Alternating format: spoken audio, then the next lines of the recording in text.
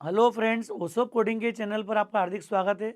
दोस्तों, हम बात कर रहे हैं एक बहुत इंपॉर्टेंट कॉन्सेप्ट की, that is class template. Last lecture में हमने डिस्कस किया था फंक्शन टेम्पलेट क्या है, मतलब टेम्पलेट के बेसिक कॉन्सेप्ट को समझा था। फिर हमने फंक्शन टेम्पलेट के कुछ एग्जांपल्स बनाए थे। अब मुझे विश्वास है कि थोड़ा सा जनरलाइजेशन का कॉन्सेप्ट आपको क्लियर हुआ होगा, जेनरिक प्रोग्रामिंग का कॉन्सेप्ट क्लियर हुआ होगा। तो इस लेक्चर में भी उसी को मैं थोड़ा सा रिकॉल कर रहा हूँ, लेकिन यहाँ हम बात करेंगे क्लास टेम्पलेट की। तो टेम्पलेट टर्म आपको क्लियर है, कॉन्सेप्ट ऑफ जेनरिक प्रोग्रामिंग। और हमने देखा था कि जेनरिक प्रोग्रामिंग का थॉट क्या था कि हम जेनरिक फंक्शन और क्लासेस डिज़ाइन कर सकते हैं जो कि डिफरेंट डेटा टाइप के साथ वर्कआउट कर पाएगी। मतलब अलग अलग क्लास और फंक्शन बना सकते हैं बिना उनको रिराइट करे, अलग अलग डेटा टाइप के साथ उनको यूज़ कर पाएंगे हम यहाँ पर। उसको एग्जीक्यूशन का तरीका भी हमने डिस्कस किया था कि कंपाइल टाइम पर जो भी टेम्पलेट होगी उसके एक्सपांशन होंगे अलग अलग डेटा टाइप के साथ। तो जितने पॉसिबल तरीक़ों से टेम्पलेट कॉल होती है उतनी उसकी कॉपी कंपाइल टाइम पर जनरेट होती है। ये एक बहुत इंपॉर्टेंट टर्म है। जैसे मैक्रो एक्सपांशन होता है, ये उसी तरीके का लेकिन कंपाइल टाइम पर होता है, और वो मैक्रो जो है प्री कंपाइलेशन प्रोसेस होती है। तो दोस्तों, अभी हमारा फोकस इस लेक्चर में है क्लास टेम्पलेट क्या होती है, उसका सिंटेक्स क्या है, और प्रैक्टिकली उसको भी हम 2-3 एग्जाम्पल से इम्प्लीमेंट करके देखेंगे यहाँ पर। तो दोस्तों, क्लास टेम्पलेट मतलब अब मुझे कंप्लीट क्लास ऐसी डिज़ाइन करना है जो डेटा टाइप पर इंडिपेंडेंट हो। मतलब एक जैसी फंक्शनलिटी अगर मुझे कई डेटा टाइप के साथ अलग अलग इम्प्लीमेंट करना है, जैसे अभी तक जो हमने पढ़ा है कि मुझे एडिशन की क्लास बनाना है इंटीजर टाइप के डेटा को लेके, तो एक सेपरेट क्लास बनाना पड़ेगी। फिर फ्लोट डबल को लेके अगर बनाना है, नई क्लास बनाना पड़ेगी। तो ये जो मल्टीपल क्लास बनाने के जो एफर्ट्स हैं ये आपके रिड्यूस हो जाएंगे। अब हम एक जेनरिक क्लास बनाएंगे, एक टेम्पलेट का यूज़ करेंगे, और वो क्लास रन टाइम पर अलग अलग डेटा टाइप को डील कर पाएगी, अलग अलग डेटा को हैंडल कर पाएगी। तो ये सबसे बड़ा फ़ायदा होता है जेनरिक प्रोग्रामिंग का। और मैंने आपको बताया भी था कि एसटीएल एक बहुत इंपॉर्टेंट लाइब्रेरी है। तो एसटीएल में कई सारी क्लासेस लिखी हुई हैं, ऐसे क्लास टेम्पलेट्स बनी हुई हैं जिनको हम लोग रन टाइम पर या कॉम्पिटिटिव प्रोग्रामिंग में, टेक्निकल इंटरव्यू में, डीएसए के इम्प्लीमेंटेशन में सीधे यूज़ कर पाएंगे। मतलब सीधे सीधे अगर मुझे बोला जाए कि stack, Q, link list, tree, map, hash, इनको सीधे यूज़ करना हो तो हमको एसटीएल में बनी बनाई लाइब्रेरी अवेलेबल है। हम कंपेरेटिव फास्ट स्पीड में एग्जीक्यूशन कर पाएंगे, यूज़ कर पाएंगे, और उसका फ़ायदा कहीं ना कहीं हमको फिर बड़ी कंपनीज को क्रैक करने में मिलता है। तो यही वो टर्म है। सिंपली टेम्पलेट पैरामीटर्स को देख के हमको समझना क्लास टेम्पलेट क्या है। ये टेम्पलेट कीवर्ड से स्टार्ट होगी, फॉलोड बाय टेम्पलेट पैरामीटर्स। आइए, हमने टी देखा था एक, हम मल्टीपल लिख सकते हैं, T1, T2, या फिर एक्स कम वाई जेड कैपिटल में यूज़ कर लिया हमने अलग अलग पैरामीटर।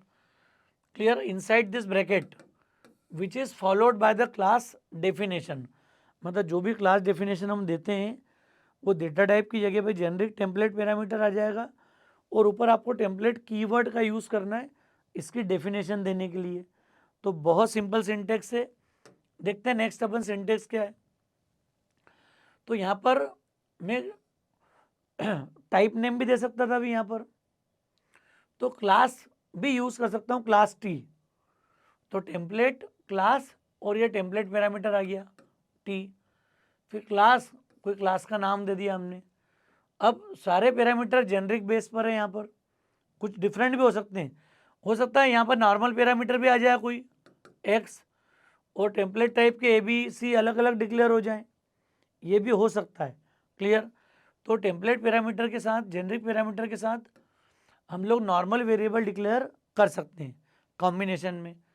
फंक्शन पब्लिक आ गया, इसका रिटर्न टाइप क्या हो गया, टी।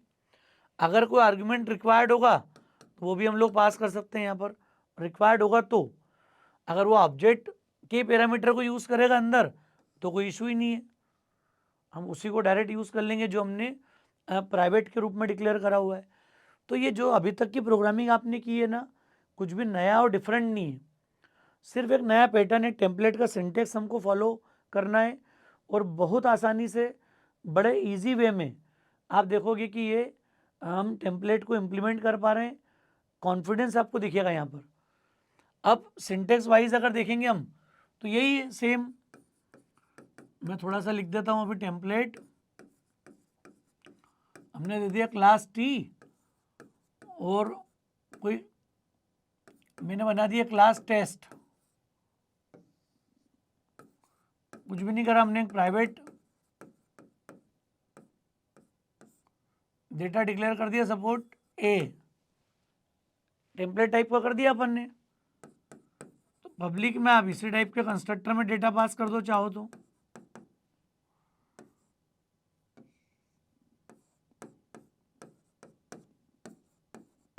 तो ये A1 आ गया, और एक मेथड हमने दे दी टी गेट ए, तो ये ए को रिटर्न कर दिया हमने। ये क्लास बन गई सिंपल हमारी। बेसिक कंस्ट्रक्टर वैल्यू सेट कर दी, और टी टाइप की वैल्यू यहाँ से हमने रिटर्न कर दी सेम केस में। अब मेन में जब भी इसको यूज़ करोगे तो ये टेस्ट टाइप का ऑब्जेक्ट कैसे क्रिएट होगा, मेन में test angular bracket integer OB1 22, तो ये इंटीजर पे हो गया वर्किंग इसका। इसी को मैंने दे दिया टेस्ट फ्लोट OB2 17.33 डबल, जो देना हो, जो डेटा टाइप आप यूज़ कर रहे हैं, अब स्ट्रिंग देना हो स्ट्रिंग पास कर देंगे अपन यहाँ पर। तो ये मेन का सिंटेक्स हो गया यूज़ करने का, और इसी बेसिस पर कंपाइल टाइम पर मल्टीपल टेम्पलेट कॉपी क्रिएट होती है। भाई आपका हर ऑब्जेक्ट को ये फ्रीडम है कि now they can work with different data type. Same code है, एक ही टेम्पलेट है पूरा बना हुआ, कंपाइल टाइम पर इसकी कॉपी क्रिएट हो जाएगी for different data type. Her data type के साथ अलग अलग कॉपी वर्कआउट करेगी, क्लियर वर्किंग करेगी यहाँ पर। तो ये एक बेसिक इसका सिंटेक्स है। इसी को मैं थोड़ा एक दो एग्जांपल लेके प्रैक्टिकली और चला लेता हूँ। तो दोस्तों इसी कॉन्सेप्ट को हम प्रैक्टिकली डिस्कस करेंगे कैसे काम करते हैं। तो फ्रेंड्स अभी हमने डिस्कस किया क्लास टेम्पलेट का कॉन्सेप्ट क्या है। क्लास टेम्पलेट क्लास को जेनरिक इम्प्लीमेंटेशन अलाउ करता है। Now one class can work with multiple data type. तो हमने बात किया था ना कंपाइल टाइम पर उसके मल्टीपल टेम्पलेट्स बनेंगे, हर डेटा टाइप के लिए वो क्लास डिफरेंट डिफाइन होगी। तो फंक्शन टेम्पलेट हमने लास्ट लेक्चर में डिस्कस किया था, अभी हम बात कर रहे हैं क्लास टेम्पलेट की। सिंटेक्स भी अभी हमने पूरा समझा है, एडिशन वाले केस को याद करो।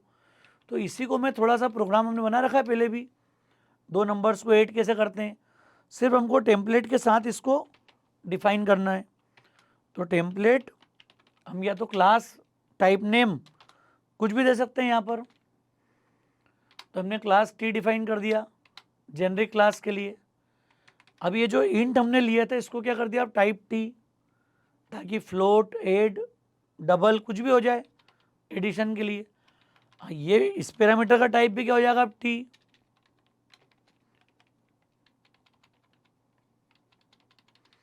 देखो तो कहाँ मैं चेंज कर रहा हूँ समझते हैं ना। डेटा टाइप जहाँ पास हो रहा है वो वैल्यू मैंने चेंज कर दी एडिशन। फर्स्ट स्टेप क्लियर थी, क्लास टी टेम्पलेट डिक्लेरेशन है। अब ये जेनरिक पैरामीटर आ गए। इसका रिटर्न टाइप क्या होगा, टी टाइप का हो गया। अब अगर मैं डायरेक्ट रिटर्न नहीं करता हूँ, कुछ करता हूँ ऐसे, तो सम पहले डिक्लेयर कर दिया सम टाइप का, और ये रिटर्न सम। पुराने वाले में ही चेंज किया मैंने, ज़्यादा कुछ नहीं किया है। अब ये एडिशन का प्रोग्राम किस हिसाब से बनेगा, इंट के बेसिस पर। तो एक एडिशन मैंने क्लास डिफाइन करी, उसका ऑब्जेक्ट आ गया इंटीजर के हिसाब से। अब मैंने बना दिया एक फ्लोट के लिए,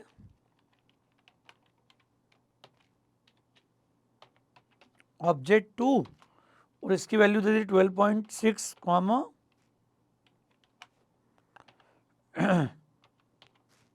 10.3। क्लियर है केस। अब ये जो पहला वाला पार्ट है OB1 का, ये तो इंटीजर रिजल्ट दे रहा है आपने को यहाँ पर, तो हमने इसका लिख दिया एडिशन ऑफ, या मैं आगे लिख दूं इंटीजर एडिशन इज। फ्लोट वाले केस में क्या हो गया, float f equal to OB2.8 number.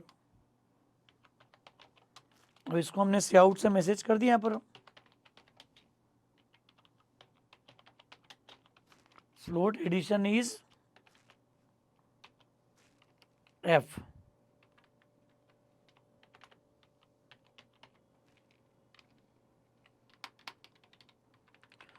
ये फंक्शन टेम्पलेट वाली बात आपको क्लियर होगी जो हमने लास्ट लेक्चर में डिस्कस की थी। लगभग वही कॉन्सेप्ट है। इस क्लास का जब मैं ऑब्जेक्ट क्रिएट करता हूँ तो ये टेम्पलेट पैरामीटर हमको पास करना पड़ते हैं। मतलब ऑब्जेक्ट 1 जो है वो इंटीजर टाइप पे काम करेगा, ऑब्जेक्ट 2 फ्लोट टाइप पे काम करेगा, और मल्टीपल केस होंगे डबल के लिए, लॉन्ग के लिए, अलग अलग केसेस हम लोग यूज़ कर सकते हैं यहाँ पर, clear, depending on our requirement. और उसी के बेसिस पर हम लोग ये पूरी कॉलिंग मैनेज करेंगे फिर साथ में। तो ये एक बेसिक प्रोग्राम है टेम्पलेट का। कहीं पर भी आप चाहे एडिशन करो, ग्रेटर निकालो, कुछ और करो, अगर कोई अरे का केस होगा तो भी हम लोग यूज़ कर पाएंगे उस वर्किंग को यहाँ पर। ये सिर्फ समझाने के एंगल से भी लिखा है। और ये कंसेप्ट दोस्तों एक बार आपको क्लियर होने लग जाएगा तो आगे हम STL में कॉन्फिडेंटली काम कर पाएंगे। जब स्टैंडर्ड टेम्पलेट लाइब्रेरी की बात करोगे ना STL की, तो वहाँ पर हम लोग वेक्टर, क्लियर, साथ में map, set, ordered, unordered set, pair, stack, queues, सभी डेटा स्ट्रक्चर के लिए भी काम कर पाएंगे। तो वो सब जेनरिक फॉर्म बनी हुई है, सारी टेम्पलेट्स के फॉर्म में बनी हुई है क्लासेस हैं। अब एक बार क्लास बनेगी और अलग अलग डेटा टाइप को आप स्टैक में हैंडल करो, ऑपरेशन पुश हो या पॉप हो, क्यू का इंसर्शन डिलीशन ऑपरेशन हो, लिंक लिस्ट का ऑपरेशन हो, डेटा टाइप का रोल कितना, ऑपरेशन पूरा सिमिलर है। तो सब कुछ जेनरिक बेस मिलेगा। एक जैसे ऑपरेशन, एक जैसे के लिए मल्टीपल क्लास तो लिखोगे नहीं आप कहीं पर भी। तो आने वाले समय के लिए आपको रेडी रहना है कि ये कॉन्सेप्ट बहुत ज़्यादा यूज़ होगा सारे केसेस में, सिचुएशन में। तो दोस्तों मुझे उम्मीद है कि प्रोग्राम कॉन्सेप्ट आपको क्लियर हुआ होगा। यहाँ पर जेनरिक का यूज़ करके कैसे हमको प्रोग्राम बनाना है, क्लियर। अलग अलग भी ले सकता था, वही T1 T2 वाला कॉन्सेप्ट। दो अलग अलग डेटा टाइप भेजना हो तो ऑब्जेक्ट बनाते समय 2 टाइप भेज दो। मिक्स टाइप आ रहा हो तो रिजल्ट टाइप फिक्स कर दो कि रिजल्ट फ्लोट डबल में आएगा आपके पास। ये छोटी सी क्लैरिटी आपको रखना है। जरूरी नहीं कि हर जगह टेम्पलेट पैरामीटर ही आएंगे। आपको लग रहा है कि जहाँ टेम्पलेट आ सकता है वहाँ टेम्पलेट आएगा। जैसे अरे ऑफ इंटीजर है तो इंटीजर के हिसाब से टी डिक्लेयर करके अरे बना लो, फ्लोट का है तो टी आ गया। लेकिन जो अरे का इंडेक्स है आई, वो तो इंटीजर ही मूव करेगा। तो जब अरे के इंडेक्स को आप हैंडल करोगे, या स्टैक का टाइप एलिमेंट कुछ भी रख सकते हो, लेकिन उसका टॉप तो एक इंडेक्स तो मेंटेन करेगा, तो टॉप हमेशा इंटीजर होगा, वहाँ जेनरिक का काम ही नहीं है। तो ये छोटी सी स्मार्टनेस, थोड़ा थोड़ा समझदारी अपने को मैनेज करते समय रखना है पूरे काम में। तो दोस्तों मुझे उम्मीद है कॉन्सेप्ट आपको क्लियर हुआ होगा। लेक्चर ठीक लगा हो तो कमेंट करके बताइएगा, लेक्चर ठीक लगा हो तो फ्रेंड्स को ज़रूर शेयर कीजिएगा। ओसोप कोडिंग को अगर आपने सब्सक्राइब नहीं किया है तो मेरा रिक्वेस्ट है चैनल को सब्सक्राइब जरूर करें। Thanks a lot.